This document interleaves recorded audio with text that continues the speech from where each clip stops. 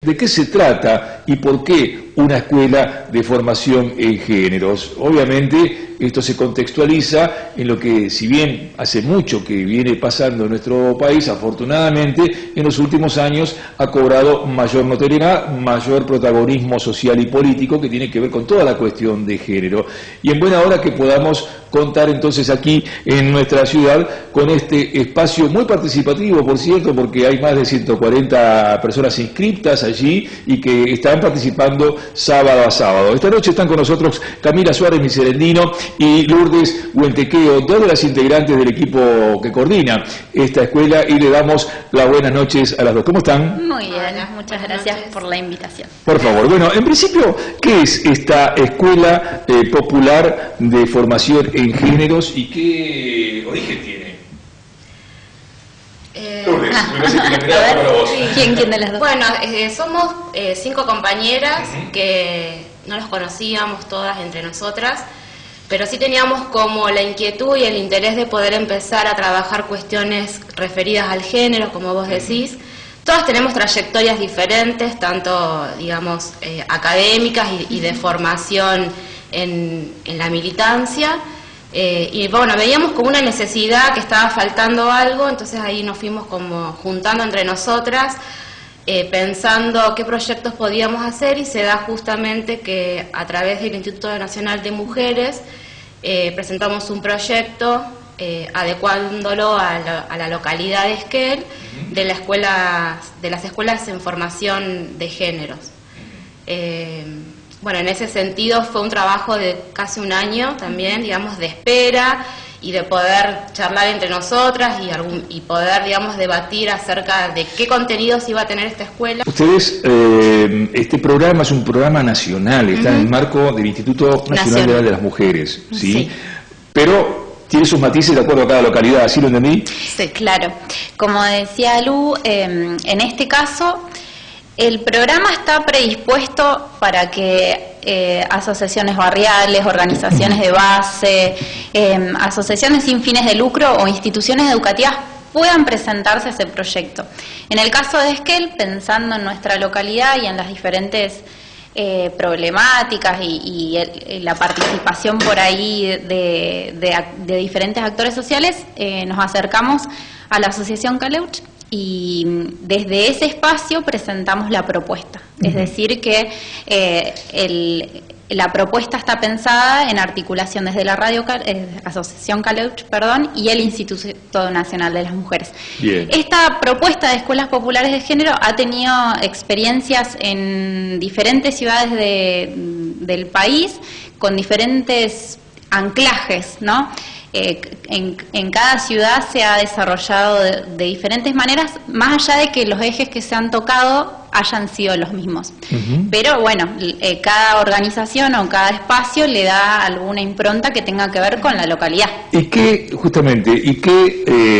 encontraron ustedes entre lo que presentaron como proyecto para que tuviera base aquí en Esquel, con las características de Esquel, que ustedes imaginaron que eran las características de Esquel, y qué se van encontrando precisamente que los participantes les devuelven desde estas prácticas que tiene Esquel y que por ahí son diferentes en otros ámbitos?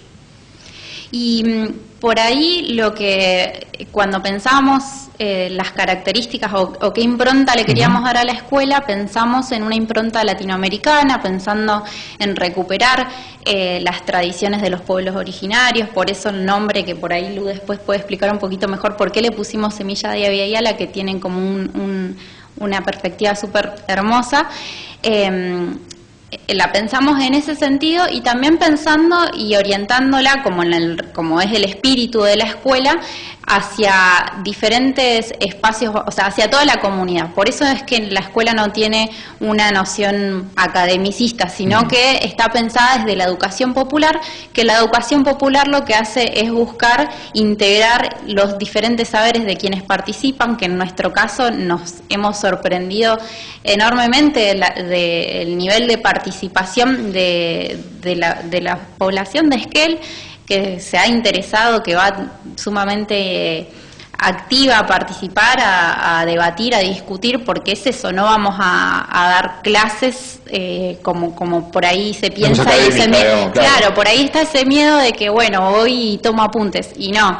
Esa fue la primera propuesta que hicimos. No, acá vamos a construir saberes de manera colectiva, vamos a socializar, y la idea es que todos los participantes y todas las participantes se vayan empoderando a lo largo de los encuentros. Se vayan empoderando. Bueno, esto es un término también. Tenemos algunas imágenes para acompañar, para que se vea precisamente cuál es la dinámica. Me parece que es importante. Y la participación tan activa de ahí tenemos, porque además, la gente. Claro, hay mucha acción en estas imágenes, por eso las elegimos también en diferentes momentos.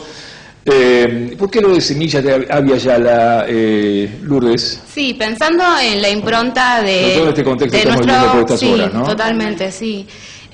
Bueno, no somos ajenas a que vivimos en un territorio tehuelche mapuche, entonces desde ese lugar pensamos, somos Semillas de Avia Yala. Avia Yala habla de América Latina, digamos, eso representa América Latina, y viene de un origen cuna, que son pueblos que habitaron Colombia y Guatemala, y significa tierra en florecimiento. Entonces queríamos darle como ese significado también a través de poder recuperar los saberes y las culturas populares, de poder dejar un poco esta mirada occidental y tomar nombres occidentales tal vez, y sí, digamos, propios de nuestras tierras de la Avia Yala.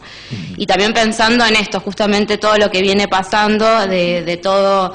Bueno, el contexto que sucede en Chile, en Bolivia, ¿no? Poder recuperar nuestras raíces ancestrales, poder reivindicarlas y poder darle realmente el protagonismo que debieran tener. A partir de la base de que esos saberes populares también fueron apropiados por lo que hoy por ahí, no sé, entendemos que lo entendemos, es la medicina, es la ciencia, y lo tomamos como palabra por ahí santa y no lo ponemos en cuestión, pero ahí aparece muchísimo de esos saberes ancestrales, por ahí esas historias que muchas veces circulan en relación a las brujas. Claro. Si en realidad no es tanto mito, sino que también tiene algo de la historia real. Nosotras cuando trabajamos y pensamos en el socorrismo, por ahí tratamos también de retomar esa historia, de decir, bueno, esas brujas, ¿por qué las quemaban? Porque manejaban mucha información, mucha sabiduría, y se las acusaba de herejes, y ese saber que manejaban fue apropiado de alguna manera, porque había mucho miedo. Entonces, mucha de la medicina que hoy conocemos y validamos de alguna manera tiene esa raíz que desconocemos y que no está como tan visible. Sí, además, y que fue, bueno, y por eso también el nombre, ¿no? Porque pensamos que hubo una colonización y esos saberes fueron apropiados. Y además que la escuela, digamos, hay como unos ejes transversales que tienen que ver uno con la educación popular, otro con la perspectiva de género, y también con la perspectiva de los feminismos. Y también entendemos como que no hay un solo feminismo, sino que hay varios feminismos, y podemos estar hablando en este momento de una cuarta ola del feminismo, donde se pone en tensión la mirada tal vez un poco del feminismo blanco y occidental, donde no se incorporaban otras actoras sociales como son las afrodescendientes, las indígenas, las trans, las travestis. Entonces, desde ese sentido, esta escuela popular, a través de nosotras, la idea es poder empezar a trabajar también el nuevo feminismo o los nuevos feminismos que aparecen dentro de esta reivindicación de todas nuestras mujeres ancestrales y que están. Por ahí Cami mencionaba a las brujas, ¿no?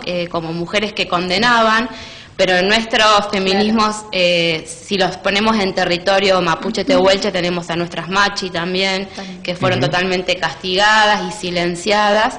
Entonces, bueno, es poder recuperar también esta parte de la historia, que bueno, que en este momento recobra mucha fuerza también, ¿no? En América Latina creo que no hay ningún país que esté ajeno a poder empezar a reivindicar sus orígenes ancestrales.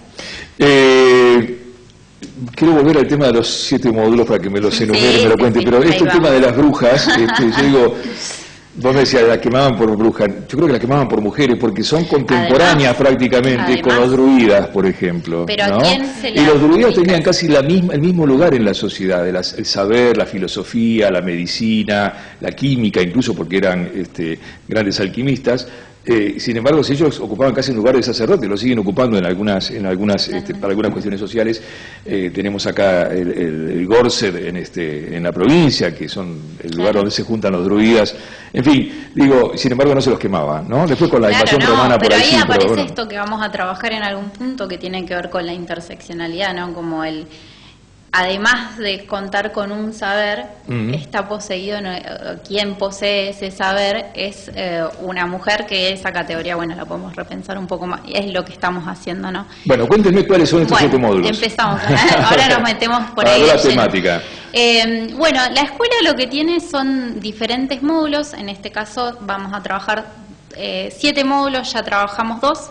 El primer módulo es denominado Géneros y Patriarcado. Por ahí en ese taller lo que hicimos fue presentar un poco la escuela, comentar esto, ¿no? Desde qué perspectiva vamos a trabajar, por qué la educación popular y por qué la invitación a los y las participantes a poner el cuerpo, a poner la cuerpa, a hacer las preguntas que tengan y a saber que sus saberes son válidos. Entonces ahí construimos algunas ideas de lo que es el patriarcado, qué se entiende por género, qué entendemos y de qué hablamos cuando hablamos de estereotipos de género, por qué hablamos de estereotipos de género. Después, ya después de haber avanzado en ese taller, el segundo módulo fue lenguaje y comunicación no sexista, porque en esta presentación de entender qué es el patriarcado, lo que fuimos haciendo es entender que hay diferentes instituciones que sostienen ese sistema de opresión o ese sistema de desigualdades de género, y entre ellas, bueno, hablamos de lo que eran los medios de comunicación, hablamos de lo que era la salud, que es también otro de los ejes, la política. Entonces, de esa gran idea de patriarcado que le tenemos como por ahí miedo, lo que vamos a ir haciendo en el resto de los módulos es ir trabajando y profundizando en diferentes instituciones o en diferentes relaciones. En el segundo trabajamos lenguaje y comunicación no sexista. Entonces, ese estuvo a cargo de las compañeras Crisalias, radialistas feministas, donde trabajamos en cómo los medios de comunicación reproducen estereotipos de género, reproducen y sostienen una feminidad y una masculinidad que es hegemónica, es decir, cuáles son los mensajes que aparecen para las mujeres, este deber ser mujer, cómo tiene que ser, y para los varones también. Sí, tal vez donde se visualiza más una violencia simbólica, ¿no? Porque muchas veces cuando hablamos de violencias, las violencias son muy amplias, ¿no? Está la violencia psicológica, la física, que tal vez es la más visible, la violencia económica, pero la violencia simbólica es tal vez la más invisibilizada y es la que se reproduce a través de los medios, de mensajes por ahí que hay que decodificar y que están cotidianamente en nuestras vidas, con nuestras familias, en nuestros trabajos. Bueno, y como decíamos, los medios de comunicación son claves a la hora de también construir subjetividades en cuanto a pensar, digamos, las violencias también, ¿no? Entonces, digamos, también era interesante este módulo para poder deconstruir un poco esto, qué pensamos o qué tenemos o pensamos acerca de lo que es la violencia simbólica, ¿no? Y cómo repercute en nuestras vidas cotidianas. ¿Quedan más módulos? Sí, recién vamos 2. Ahí tratamos de sintetizarlo. Es que cada uno es súper amplio para trabajar. El módulo que seguía, que ahora vamos a hacer un pequeño cambio para que quienes están participando sepan, era el de violencia de género y herramientas para su intervención. Ese módulo lo vamos a trabajar el otro fin de semana, donde trabajamos justamente en estos puntos que señalaba Lu recién, identificar los diferentes tipos de violencia que existen, hablar un poco del marco legal, hablar un poco e identificar las instituciones pertinentes para intervenir ante las situaciones de violencia de género, es decir, bueno, que hablamos cuando hablamos de violencia simbólica, obstétrica, económica, patrimonial. Bueno, vamos a ir desglosando eso y para que las personas podamos identificar cuánto estamos para poner los ejemplos, situación. digo, porque usted tiene el concepto muy claro, pero digo, cuando hablamos de violencia obstétrica, Bien. es pujá y cállate la boca. La o la situación, y a veces yo lo entiendo, la situación en la que puede estar la mujer que va a parir, claro, frente a los profesionales, médicos. Y no necesariamente cuando solamente en el espacio del parto, o sea, las mujeres transitamos el sistema de salud durante toda nuestra vida, y durante toda nuestra vida recibimos o estamos frecuentando con ese saber médico que se nos planta como, bueno, vos tenés que hacer esto de tal manera. Bueno, el ejemplo más conocido, bueno, tiene que ver justamente la situación de parto, pero toda la parte previa de información, toda la parte de información de elegir un método anticonceptivo, de saber que existen diferentes métodos anticonceptivos. Bueno, en la historia de las ligaduras de trompa, cuando las mujeres no sabían, involuntarias, eso es como una forma como súper extrema. Conozco casos en Esquel, en los 80 se da muy habitualmente. Pues el no informar que tenemos que en la provincia adherimos al protocolo de ILE, es decir, que se garantizan y se deben garantizar interrupciones legales del embarazo por las causales que se reconocen. ¿Y la violencia, por ejemplo, económica? Y la violencia económica, bueno, la violencia económica es por ahí el ejemplo más claro que tiene que ver con él en una relación por ahí. Vamos a los ejemplos concretos, porque después la idea es poder trabajarlos un poco más. Cuando no puedes tener el total acceso a tu dinero, ¿no? ¿Quién maneja a lo largo de la historia? ¿Quién fue el que manejaba el dinero en los hogares? Bueno, el rol ese estaba destinado al padre, al paterno. Pero cuando hablamos de violencia económica también... ¿Y luego eso se proyecta al marido, por ejemplo, o en el hogar? Digo, como... Sí. Pero también hablamos de las desigualdades económicas y del acceso a los diferentes trabajos que tenemos las mujeres. Vamos a ver que percibimos una doble jornada. La mujer en nuestras sociedades, una vez que pudo acceder al espacio público, al espacio laboral, también debió seguir cumpliendo con las tareas domésticas, con el cuidado, y eso también hace a la violencia económica, porque ese cuidado, eso que llamamos amor, en realidad es trabajo no remunerado. Le hace a los chicos, a la cocina, a la limpieza, exactamente, trabajando dos afuera también. De igual manera el trabajo doméstico, ¿no? Que no está reconocido como un trabajo formal, digamos que es el trabajo que en general lo realizamos las mujeres, teniendo trabajos, digamos, en el ámbito formal. Llegamos a nuestras casas y seguimos cuidando a las infancias, limpiando, haciéndonos cargo de organizar la vida cotidiana de lo que implica tener una familia. El techo de cristal. ¿Qué es eso del techo de cristal? A ver, porque lo hemos escuchado mencionar. ¿Qué es el techo de cristal? Y ahí vamos a empezar a hablar un poquito de... que, por ejemplo, en los espacios laborales, cuando las mujeres vamos accediendo a diferentes puestos, podemos acceder, pero llega un punto en que quedamos ahí. Los puestos de decisión o los puestos jerárquicos siguen siendo como por ahí hasta inaccesibles a las mujeres. Y eso lo podemos ver en diferentes instituciones, ¿no? Bueno, ¿quiénes ocupan los cargos de decisión o los cargos jerárquicos? Cuesta muchísimo más a las mujeres poder llegar a la política. Y en la política principalmente. Y también hay una cuestión económica, ¿no? Hay diferentes estudios que dan cuenta de cómo las mujeres ante un mismo trabajo seguimos percibiendo menos que los varones, ¿no? La equidad salarial sigue siendo como una disputa y una lucha que la vemos, bueno, en los diferentes colectivos y en los diferentes espacios de participación. Pero acá tuvimos una presidenta que fue mujer, Cristina llegó a ser mujer, llegó a ser presidenta, ¿no? ¿Qué pasa cuando las mujeres acceden a ciertos lugares de decisión, digamos?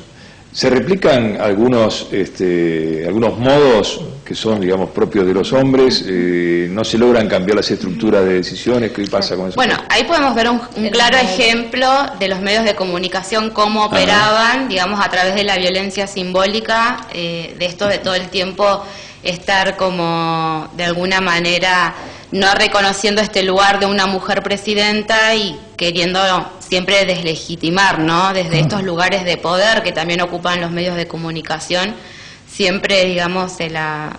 Claro, puede ser, por ejemplo, tapa de la revista que no era polémica, era bipolar. Claro, pero por ahí esto que dice Lu es interesante, ¿no? Como a las mujeres en la política se les adjudica o se las cuestiona por el hecho de ser mujeres, ¿no? Las críticas son específicamente al hecho de ser mujeres. Y vos hacías una pregunta muy interesante que tiene que ver con el módulo que vamos a trabajar este sábado, que es mujeres y género o participación política. Y ahí vamos a ver, ¿no?, cómo fueron las reivindicaciones históricas de las mujeres, cómo se fue conformando el feminismo hasta el día de hoy, por qué hablamos hoy de que existe más de un feminismo y es súper heterogéneo, y que las demandas también fueron sumamente heterogéneas. Las mujeres pasaron de no poder participar de ningún espacio solo en esto hablando hace 200 años, y vamos a ver que hay algunas cuestiones que claramente siguen transformándose, pero la primera hora del movimiento feminista es justamente el sufragismo, es decir, la lucha de las mujeres por acceder al voto, a la ciudadanía, al ser reconocidas ciudadanas como los varones fueron reconocidos, y al mismo acceso. En Argentina, 1947, ¿sí? Claro. Y vamos a ir viendo que no es igual. No fue de los países más tempranos en lo que apareció esto, ¿no? Y cómo fue esas dificultades que fueron apareciendo en la participación política, el ocupar el espacio público, ¿no? Sí, lo difícil que fue, y que esto también, digamos, llevó... Acércate al micrófono, ahí está. No, digo que lo difícil que fueron estos procesos en los diferentes lugares, porque también hubieron un montón de mujeres, digamos, que fueron muertas, asesinadas, claro. Hubieron muchas protestas de los grupos feministas de esa época para poder, digamos, ir ocupando espacios también. Entonces, digamos que no fue arte de magia o que hubo buena voluntad por parte de los hombres, sino que fueron reivindicaciones que costaron mucho. Tengo 2 minutos nada más. Pero yo le quiero hacer una pregunta que va... Sí, no, me imagino que hay para mucho más, pero por pronto para mostrar la existencia de esta escuela. ¿Se puede sumar gente que todavía sí? ¿A dónde se pueden dirigir? Todavía, hay un correo, hay un Facebook, hay un Facebook que es Escuela Popular, Escuela Popular de Género, Semilla de Ayala, ahí se pueden contactarnos. Después, si querés, dejamos el flyer donde aparecen los números de teléfono para que se contacten. No te dio el lugar porque justamente con el conflicto docente nos solidarizamos. Pero hay una pregunta que quiero hacerles. Lo podemos orientar por Facebook, Escuela Popular de Formación en Géneros, es muy clara la página, aparece, lo buscas en Google y aparece enseguida. La pregunta es, cuando uno mira las fotos, ¿no son siempre las mismas personas las que participan, no de la escuela, de muchos ámbitos aquí en Esquel? ¿Y cómo se logra si uno convoca ampliar? ¿Es una tarea pendiente o esta escuela es el primer peldaño? Y yo creo que esta escuela lo que va a permitir es que todos y todas las personas que están participando puedan replicar esto en sus diferentes espacios. Sabemos que hay participando muchos y muchas docentes, entonces acá hay un montón de herramientas que se pueden trasladar y transversalizar en el aula. Hay gente participando de medios de comunicación, hay gente participando de diferentes organizaciones barriales y políticas. Entonces hay varones en la foto, hay también doy fe, se puede participar. Sí, hay varones, se puede participar. Y me parece que si bien hay un núcleo duro de la gente que participa activamente, porque hay un interés y porque hay una necesidad de formarse, la apuesta es seguir replicando estos espacios. Es decir, esta es un primer eslabón para generar herramientas para poder llevarse y saber que no queda ahí. Acá generamos herramientas y saberes colectivos para después llevarlos a los espacios de trabajo, a la casa, a donde transitamos cotidianamente. Lourdes, 30 segundos para cerrar. Si queda algo por decir. Sí, en realidad, más que nada, poder invitarles a quienes se quieran sumar. Estamos los sábados, todos los sábados, de 9 a 14 horas. Estamos por confirmar igual en qué lugar vamos a estar este sábado. Y quedan todavía 5 módulos más, así que la verdad es que estamos como ansiosas preparando cada uno de esos módulos. También tenemos talleristas que están invitadas a ser parte de los módulos, y tenemos un espacio de infancias, que es importante decirlo, porque aquellas personas que tengan hijes y vean como dificultad la participación, hay 2 compañeros, Mateo y Fátima, que son quienes están llevando adelante el espacio de infancias también, con todos juegos en el sentido de una perspectiva de género. Bien. Chicas, muchísimas gracias por estar esta noche aquí, por haber compartido